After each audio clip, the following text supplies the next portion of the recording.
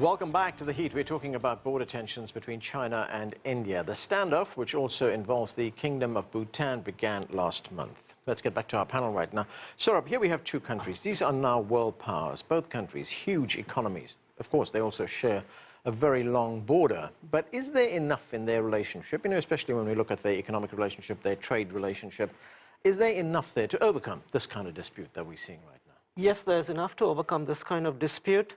But that is not so much in their economic and trade relationship as much in their regional and multilateral relationship. They have a very close meeting on minds on many, many global issues and on some regional issues, on regional issues beyond Asia-Pacific. In the Asia-Pacific, they have areas of differences. But there's enough in that relationship, and the heads of state meet very frequently every year at various fora that they can stabilize that relationship. So the way I see this happening, I think this is going to be a very serious, long drawn-out affair on the border, but they will immunize their contacts at the multilateral level in terms of their global governance issues, in terms of BRICS-related issues from these bilateral issues. But the bilateral relationship will suffer. Song, what are views on this? How do these two countries manage these differences looking ahead? As Saurabh says, this could be a long-running dispute. How do they resolve it sooner? I don't think this will escalate in a further kind of serious manner. And as I talk to Chinese friends and also Indian friends here in Washington, both sides were telling me that this dispute finally will be solved through diplomatic negotiation. And as Prime Minister of India, Mr. Modi, was saying, after 1962, in the last 5 decades, there was no fire, there was no shot was fired between these two countries along the border. And the two countries all agree that this border issue finally will be solved through diplomacy. And before that, we need to keep the status quo. We need to keep the border to be peaceful. And more importantly, we need to move ahead. We need to work on other aspects of China-India relationship. And I think this issue will continue. But both sides have no intention for escalation. And this issue finally will be solved. Sadanand, do you think there is a realization on the parts of both countries that we have too much at stake here to let this drag down this relationship? Yeah, I don't think either country is looking for escalation. And I would echo Song's comments over here. I think that in the end, good sense and maturity is going to prevail. But at the same time, you can't sort of get away from the fact that this is, this particular incident may be a pinprick, but it's part of a pattern.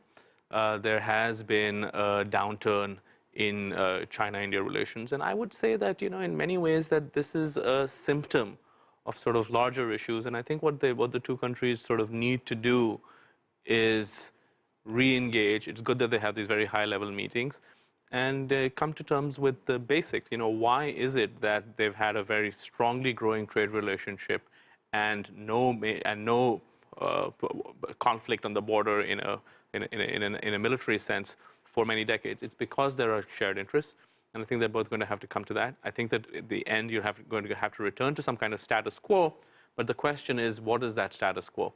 If we go back to a situation where China and Bhutan are disputing this piece of territory, but there is no building going on it, I think that is a status quo that everyone can be comfortable with.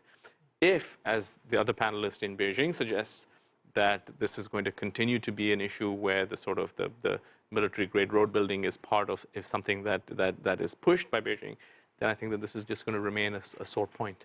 Right. Victor, both countries, both India and China, of course, are in the BRICS group. That's a very important international group. India's Prime Minister, in fact, is expected in China at the beginning of September for a very important summit, the BRICS summit that's going to be taking place there. When you look at the broader relationship between these two countries, what are the major challenges that they face, and of course, opportunities as well?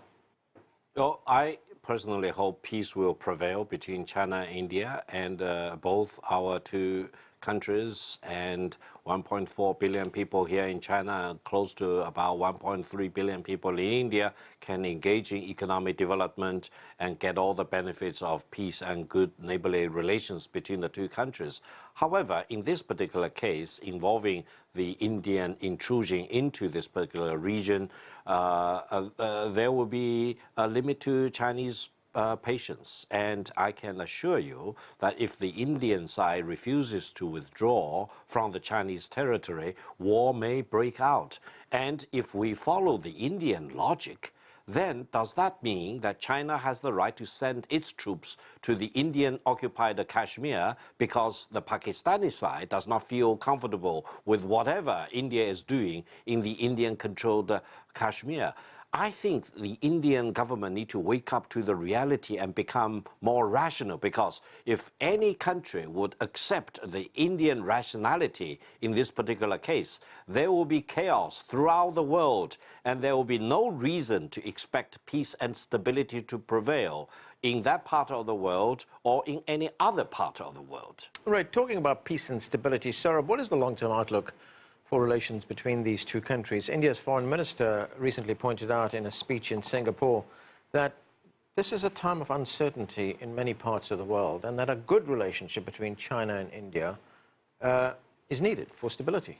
Yes, and he has been saying that since the beginning of this year, especially after Donald Trump was elected into office. I know the foreign secretary likes to frame the India-China relationship from this broad perspective. And he is obviously a very influential decision maker in Delhi, but he is not the top decision maker on this issue in Delhi. And the people who do take decisions on this probably outvote him on this decision and have a harsher view of things. And so he has been able to project a future for India-China relations which is more positive than, frankly, it is at this point of time. And that is purely because I don't think he necessarily wins the policy battles on India-China relations within the establishment in Delhi, and he would rather, he would prefer to co-opt their views and still be an influential policymaker. I think he's also auditioning himself to become the next national security advisor when he will get to make these decisions on India-China, and he takes a much more dovish or a much more enlightened view of the India-China relationship and might pull it back to a more sensible route. Right, Song, President Xi Jinping and the Indian Prime Minister Narendra Modi, they've met several times. Most recently, they met at the G20 in Hamburg in Germany. How important is it for both these leaders to develop some kind of solid personal relationship when it comes to diffusing these kinds of tensions? I think we need to acknowledge that China-India relationship is very much complicated.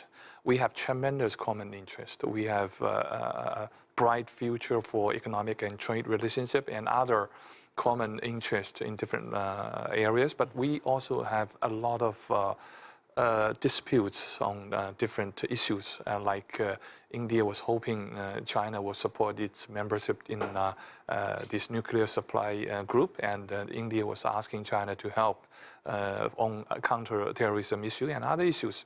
And also China is feeling sometimes uncomfortable to see that too much close cooperation between India and America in the last 1 or 2 years. So I think when the major leaders, President Xi Jinping and Prime Minister Modi, meet, they will overcome their domestic sentiment against each other, and they will see from more strategic point of view and move the relationship forward. You want to say something? Sorry. Something small.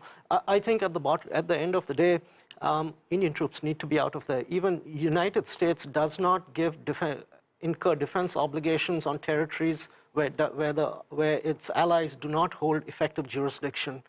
India has gone there trying to support Bhutan in a place where Bhutan themselves don't hold effective jurisdiction. India has gone one step really too far, and it needs to find a way to get its troops back on this side of the border and get the Chinese and the Bhutanese to discuss this issue. The Bhutanese themselves have made this claim to that area as late as 2000, very late in the day. So they themselves know they really don't have much of a claim to that area. So I think these facts need to be taken into account, and India needs to find a way to get its troops out of there and out of there quickly. What is your view on that?